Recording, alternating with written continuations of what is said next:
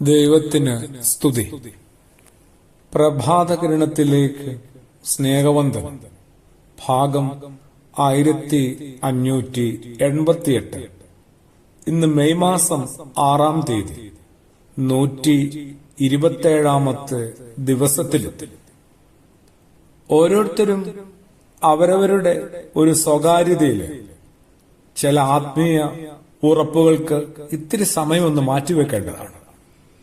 ആത്മീയമായ ചില ആലോചനകൾക്ക്, ചില ധാരണകളൊക്കെ രൂപപ്പെടാനും രൂപപ്പെടുത്തുവാനും അത്തരം ചില ഉറപ്പുകളിന്മേൽ തുടർന്ന് നിലനിൽക്കുവാൻ വേണ്ടി ഇത്തിരി സമയമൊക്കെ ഒന്ന് മാറ്റിവെക്കേണ്ടതാണ്.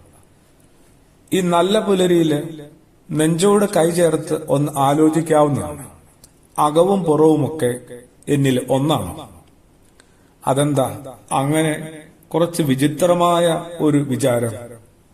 അകവും പുറവുമൊക്കെ ശരിക്കും ഞാൻ തന്നെയാണ്, അതോ പുറത്തൊരു ഞാനും അകത്ത് മറ്റൊരു ഞാനുമാണ്?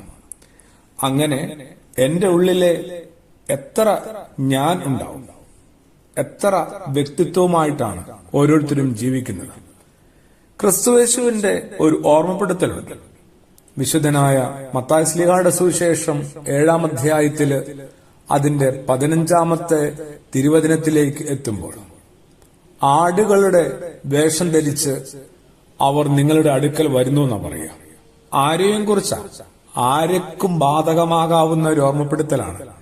പ്രത്യേകത ഇത്രയേ ഉള്ളൂ, ആടുകളുടെ വേഷം ധരിച്ചാണ് അവർ വരുന്നത്. ഉള്ളിലോ അവർ കടിച്ചു കീറുന്ന ചെന്നായ്കളാണ്. ചോദ്യം ഇതാണ്. ചോദ്യം ഇപ്പോൾ ഇതിനോടകം വ്യക്തമായിട്ടുണ്ട്. ആടാണോ ചെന്നായാണോ എന്നുള്ളതാണ്. അതിനൊരു ഉത്തരം കൊടുത്തേ മതിയാവും. നമ്മളിങ്ങനെ ചിലയിടങ്ങളിൽ ചെന്നായായിട്ടും ചിലയിടങ്ങളിലൊക്കെ ചിലരെ ആടുകളായിട്ട്, ആടായിട്ട് തോന്നിപ്പിക്കുന്ന വിധത്തിലൊക്കെ അനുസരണയോടും അനുതാപത്തോടും വിധേയത്വത്തോടും ശരിക്കും നമ്മൾ ആരാണ്? ഒരു ക്രിസ്തു സാന്നിധ്യത്തില് അവനവന്റെ ഏറ്റവും സ്വകാര്യ ഒരു ആത്മീയ നേരത്ത് ഇവയ്ക്കൊക്കെ ഒരു ഉറപ്പും വ്യക്തതയും ശരിക്കും അന്വേഷിച്ച് കണ്ടെത്തേണ്ടതല്ലേ? അവിടെ നിന്നാണ് ആവശ്യത്തിനുള്ള തിരുത്തലുകളൊക്കെ തുടങ്ങേണ്ടത്.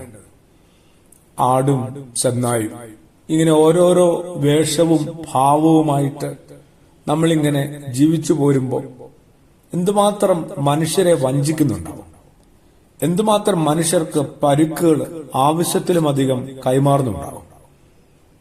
ഒരു ജീവിതമൊക്കെ ഏതാണ്ട് പൂർത്തിയാകുമ്പോൾ ഒരുപാട് മനുഷ്യരുടെ കണ്ണ് നിറയേണ്ടതല്ലേ? ഒരു നല്ല മനുഷ്യനായിരുന്നു, ഒരു നല്ല മനുഷ്യജീവിയായിരുന്നു, നല്ല നന്മയുള്ളൊരു ജീവിതമായിരുന്നു എന്നൊക്കെ ആരെങ്കിലും ഒന്ന് ഓർത്തെടുക്കേണ്ടതല്ലേ? തീർച്ചയായും ആട് പുറമേയും ഉള്ളിൽ ചെന്നായുമായിട്ടുള്ള ജീവിതത്തെ ഒന്ന് തിരിച്ചറിയണം, ഒന്ന് തിരുത്തിയെടുക്കണം. പ്രാർത്ഥനയോടുകൂടി ആമേൻ.